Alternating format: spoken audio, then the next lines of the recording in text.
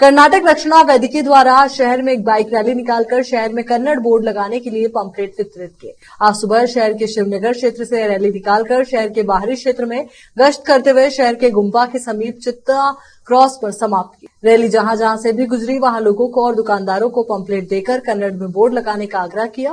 Cameraman Pappuraj की coverage.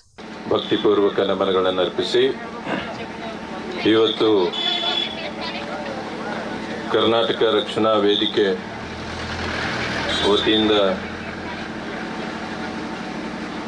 Karnataka राज्योत्सवದ 50ನೇ ಸಂಭ್ರಮದ ಒಂದು ಈ ಸಂದರ್ಭದಲ್ಲಿ ಕನ್ನಡವನ್ನ ಬಳಸಿ ಇಲ್ಲವೇ ಕರ್ನಾಟಕವನ್ನ ತೊಲಗಿ ಎನ್ನುವಂತಹ ಒಂದು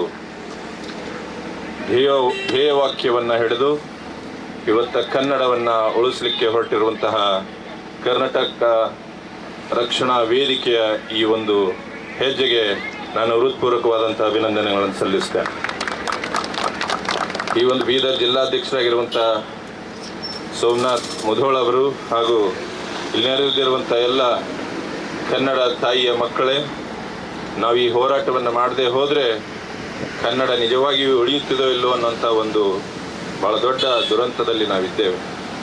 ಈ ಕರ್ನಾಟಕ ಈ ಕನ್ನಡ ಭಾಷೆಗೆ 2000 ಇತಿಹಾಸದ ಒಂದು ಬಹಳ ದೊಡ್ಡ ಪರಂಪರೆ ಇದೆ। ಕನ್ನಡ ಅಂದರೆ ಬರೀ ಒಂದು ಭಾಷೆ ಅಲ್ಲ, ಅದೊಂದು ಸಂಸ್ಕೃತಿ, ಅದೊಂದು ಪರಂಪರೆ।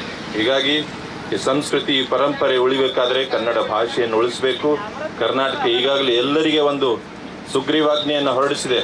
60% ಅನ್ನ ತಾವು ಕನ್ನಡದಲ್ಲಿ ಬಳಸಬೇಕು। ಯಾವುದೇ ಫಲಕಗಳು ಹಾಕಲಿ, ಯಾವುದೇ ಬೋರ್ಡ್ ಹಾಕಲಿ, ನೀವೇನೇ ಮಾಡಲಿ 60% ಮಿನಿಮಮ್ ಕಡ್ಡಾಯವಾಗಿ ಬಳಸಬೇಕನ್ನುವಂಥ ಒಂದು ಸರ್ಕಾರದ ಆಜ್ಞೆ ಕೂಡ ಇದೆ।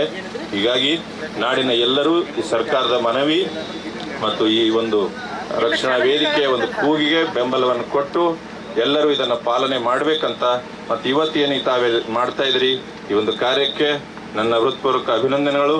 ಎಲ್ಲರೂ ಶಾಂತ ರೀತಿಯಿಂದ ಎಲ್ಲರೂ ಮನಮುಟ್ಟುವಂತೆ, ಎಲ್ಲರೂ ಹೃದಯ ಪರಿವರ್ತನೆಯಾಗಿ ಈ ಒಂದು ಕಾರ್ಯದಲ್ಲಿ ಸಹಕಾರ ನೀಡುವಂತೆ ತಾವೆಲ್ಲರೂ ಮಾಡ್ತೀರಿ ಅನ್ನೋ ಭರವಸೆಯೊಂದಿಗೆ ನನ್ನ ಎರಡು ಮಾತು ಮುಗಿಸ್ತೇನೆ।